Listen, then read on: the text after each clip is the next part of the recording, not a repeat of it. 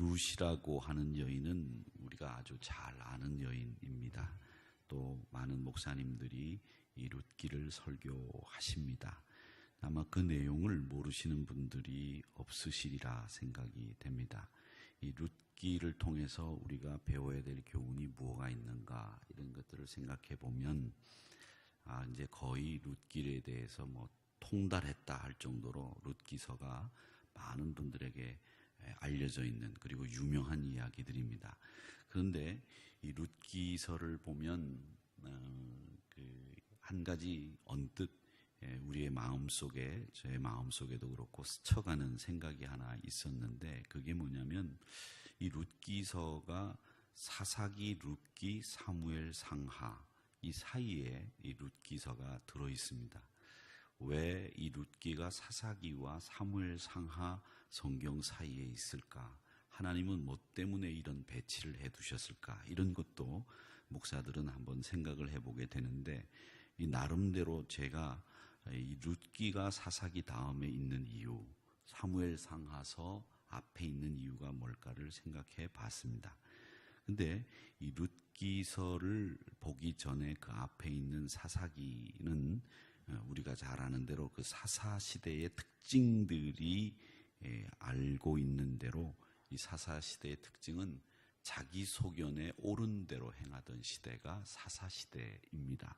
그런 사사시대의 이후 이 룻기서가 위치하고 있다라고 하는 말은 뭐냐면, 이 룻기가 이 사사시대 그 타락한 백성들의 모습이 그려진 성경 이후에 이 룻은 그 백성들을 다시 리뉴얼, 다시 새롭게 만드는 일들을 감당하는 그 일을 이 사사시대의 이 룻을 통해서 하는 것이 아니겠는가라는 생각을 해봅니다.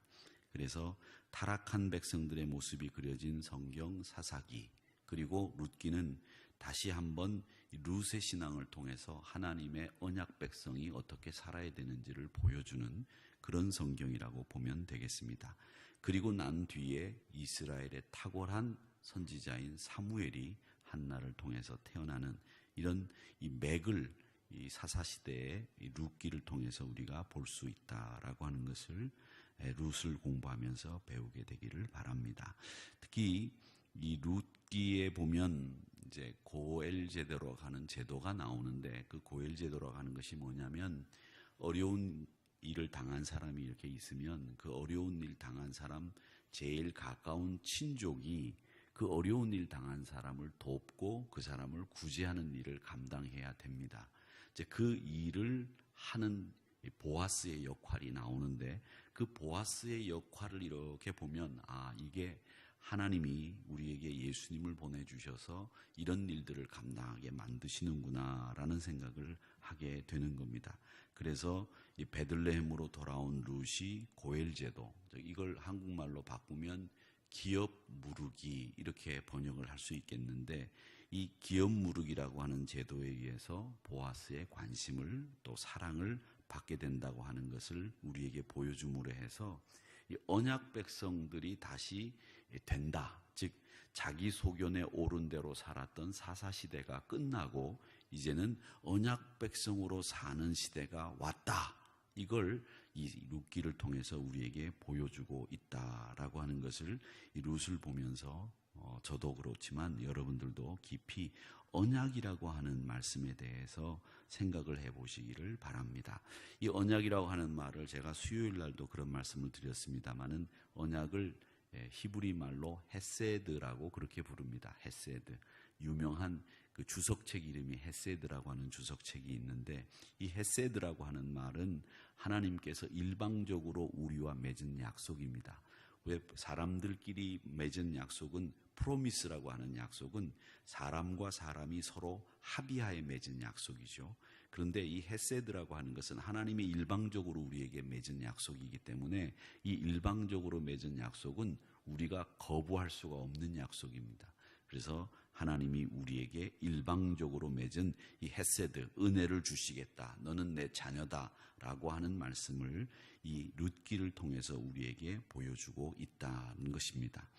이제 사사가 이스라엘 백성들을 다스리던 시대에 이 룻기의 이야기를 이렇게 보면 1장 1절이 이렇게 시작이 됩니다. 사사들이 치리하던 때에, 이 말씀이 바로 뭐냐면 이 사사기의 특징이 그대로 드러나는, 즉 자기 소견에 옳은 대로 행하던 때를 이 사사시대가 치리하던 때라고 하는 말로 표현하고 있습니다. 예수 믿는 사람도 자기 소견에 옳은 대로 행동하기보다는 하나님의 뜻, 예수님이 우리에게 주신 말씀에 비추어 보는 작업을 계속해야 되는 일을 해야 되는데, 이 사사시대는 자기 소견에 옳은 대로 행동하던 때였다라고 하는 겁니다.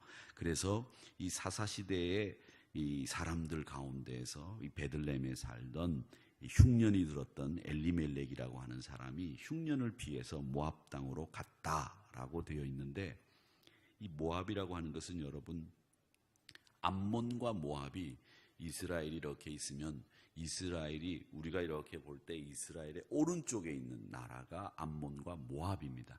근데 이 나라는 지금의 요르단쯤에 있는 나라가 암몬과 모압인데, 이 모압과 암몬은 여러분 아시는 것처럼 노아 홍수 이후에 노아가 8명 가족이 살아남지 않습니까? 그 8명 가족들이 살아남은 다음에 포도 농사를 지은 다음에 이 롯이 이 포도 농사 지은 그 열매를 가지고 포도주를 담궈요. 그리고 난 뒤에 그걸 먹고 취했습니다. 그래가지고 거기서 자기 딸인지 자기 부인인지 이런 걸 구분 못할 정도가 돼서 결국 자기 딸과 상관을 해서 낳은 족속이 모압과 암몬 족속입니다. 그러니까 우리가 생각을 해도 이건 좀 추접한 이야기이지요. 성경에 나오는 이야기 중에 추잡한 이야기 중에 하나인데, 그 족속이 모압 족속입니다. 그러니까 뿌리가 없다 이렇게 이야기를 할 수도 있고, 한국말로는 또 우리가 한국 표현으로 보면 뼈대 없는 집안 뭐 이런 표현도 될 수 있겠습니다만, 모압 족속이 그런 족속입니다. 그런데 흉년을 피해서 그 모압 족속은 이방인들이잖아요. 또 모압 족속은 약속의 사람들이 아니지 않습니까? 그런데 흉년을 피해서 베들레헴이라고 하는 곳을 떠나서 모압으로 갔다라고 하는 말은 결국 자기가 가지고 있는 약속과 자기가 가지고 있는 하나님의 언약 백성이라고 하는 그 가치를 버리고 자기 현실적인 문제를 해결하기 위해서 갔다라고 하는 이야기가 되겠습니다. 자, 그렇게 갔는데 그 이름들이 2절에 나오는데, 그 이름이 누구냐? 주동자가 가장인 엘리멜렉, 그리고 아들이 뭐였느냐? 말론과 기럨, 부인이 나오미, 이렇게 되어 있습니다. 이 나오미라고 하는 이름은 지금도 이스라엘 여자들이 많이 쓰는 이름입니다. 나오미라고 하는 이름들이 굉장히 이스라엘 사람들이 많죠. 그러니까 미국 사람들 가운데서도 나오미라고 하는 이름을 쓰면 거의가 유대계라고 생각을 하시면 되는데, 이렇게 이사를 모압으로 갔습니다. 그 간 다음에 또 3절의 말씀에 보면 그들이 4절 말씀이죠. 모압 여자 중에 아내를 맞이했는데 하나는 오르바, 하나는 룻이라고 하는 이름의 모압 여자를 아내로 얻었다, 이렇게 되어 있습니다. 그래서 이 가족들 구성원이 모압으로 넘어가서 5명의 가족이 이루어졌다라고 하는 겁니다. 그런데 문제가 생겼어요. 무슨 문제가 생겼느냐 하면, 남자들이 3명이고 여자들 3명인데 이 남자 3명이 한꺼번에 다 죽는 겁니다. 엘리멜렉도 죽고 말론도 죽고 기럨도 죽고 다 죽고 여자 3명만 홀로 남게 되는 이런 비극적인 일들이 일어나게 됐다라고 하는 이야기가 이 서두에 나오게 됩니다. 자, 그러면 이런 일들을 우리가 역사적인 사실로 객관적인 사실로 받아들인다고 한다면, 이 말씀이 우리에게 주는 메시지가 뭐냐? 이 말씀이 우리에게 뭘 깨닫게 하시기 위해서 주는 말씀이냐? 이걸 좀 생각해 봐야 되겠는데, 이런 일이 발생한 것에 대해서 우리가 생각해야 될 것은 먼저 엘리멜렉이 왜 이런 선택을 했느냐, 이런 것을 생각해 볼 필요가 있습니다.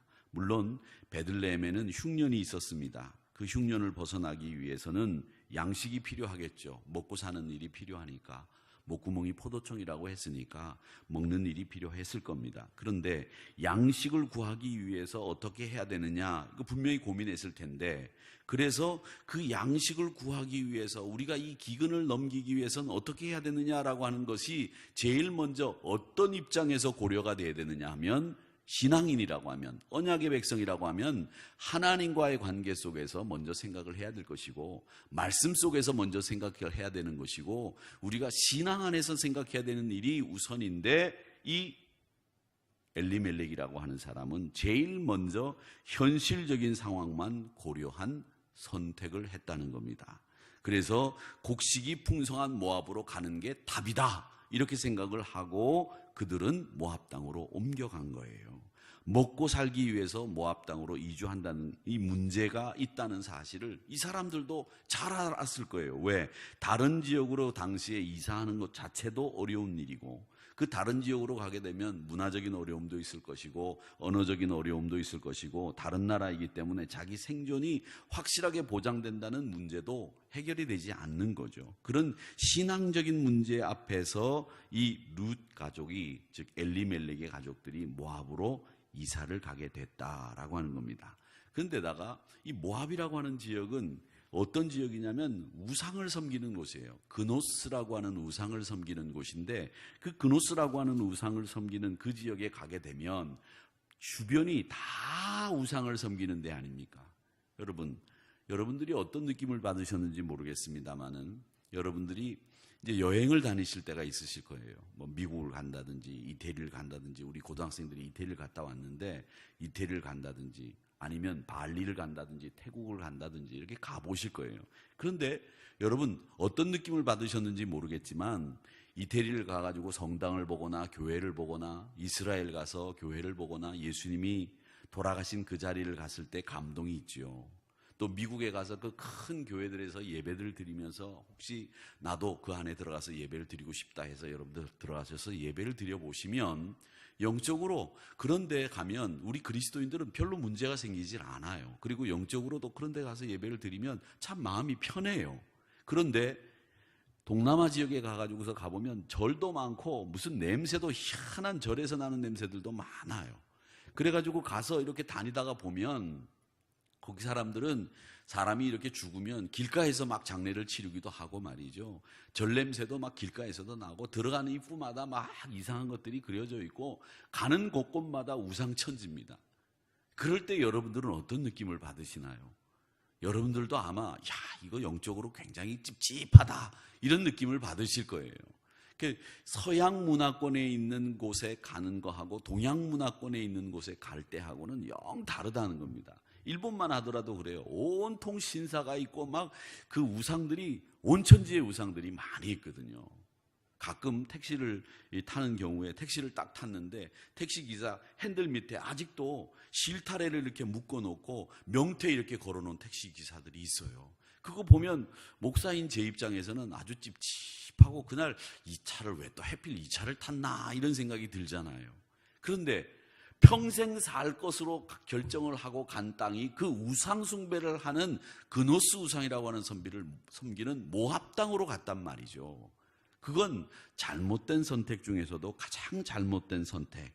이게 바로 신앙적인 고려 없이 선택했기 때문에 이런 문제들이 생겼다라고 하는 겁니다.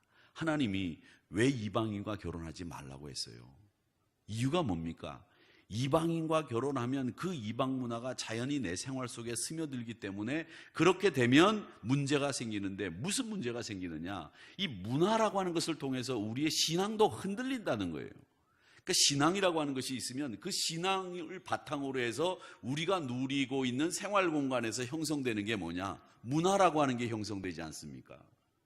그러니까 이 신앙이라고 하는 바탕 속에서 우리 생활 속에서 만들어지는 이 문화라고 하는 것이 기독교적인 바탕이 아니니까 아무래도 그 사람들의 신앙이 흔들릴 수 있는 여러 가지 문제들이 생기게 되기 때문에 하나님은 이방인들과 결혼하지 마라, 신앙인들과 결혼해라, 너희들끼리 결혼해라, 이렇게 말씀하신 거죠. 그런데 모압은 이스라엘의 원수 나라 아닙니까?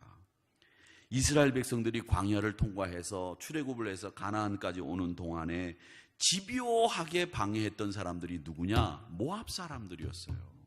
아말렉 사람들은 이스라엘 백성들이 이렇게 출애굽을 이렇게 하면 그 출애굽을 할 때 본진에 가서 공격하지 않아요. 아주 치사하기 짝이 없는 친구들이 아말렉 친구들이죠. 그 친구들한테 본진에 있는 사람들한테는 공격했다가 혹시 지면 타격을 입을 수 있다고 생각하니까 본진을 공격하지 않고 뒤에 처진 사람들, 약한 사람들, 이런 사람들을 공격해가지고 약취하고 또 자기들 이익 취하고 죽이고 살생하고 이런 짓을 했던 사람이 아말렉하고 이 모압 사람들이에요. 그러니까 성격 기질 자체가 아주 치사하기 그지없는 사람들, 아주 야비하기 그지없는 사람들, 이런 사람들이 모압 사람들인데 왜 거기 가서 사냔 말이죠. 그래 엘리멜렉은 단지 그냥 먹고 살기 위한 선택만 하면서 모압으로 들어가는 선택을 하고 말았다는 겁니다. 물론 살 길을 찾아 나섰습니다. 우리가 뭘 이야기할 때 사람은 우선 살고 봐야 됩니다, 이런 이야기를 합니다마는 우리가 어떻게 사느냐라고 하는 것은 하나님을 믿는 자로서 올바른 것인가를 깊이 있게 고려하지 않으면 회복되기가 굉장히 어려운, 엄청난 어려움에 처할 수 있는 일이 된다는 겁니다. 당장 눈앞에 살 길보다도 우리 인생이 살 길을 찾아서 궁극적으로 가는 게 우리 하나님이 우리에게 선택하라고 하시는 말씀이고, 성경이 끝없이 우리에게 외치는 말씀의 내용은 뭐냐? 야, 신기루에 속지 말어. 신기루에 속지 말고 삶의 진정한 기회는 하나님의 품 안에 있는 거지, 하나님의 품을 떠나는 순간에 너희들은 죽어. 이걸 성경이 끝없이 우리에게 말씀하고 있다는 사실을 꼭 기억하시기를 바랍니다. 그래서 여러분의 선택은 항상 사는 선택을 하시되 그 선택을 위해서는 신앙적인 고려, 하나님 입장에서 생각하는 믿음의 고려들이 우선되어야 된다라고 하는 것을 아시고, 오늘도 여러분들이 선택할 일들이 많이 있으실 거예요. 그런 선택할 일이 있을 때에 현실적인 선택 말고 믿음의 선택들을 통해서 하나님의 영광 그리고 여러분의 신앙을 굳건히 지켜나가시는 저와 여러분이 되기를 주님의 이름으로 축원합니다.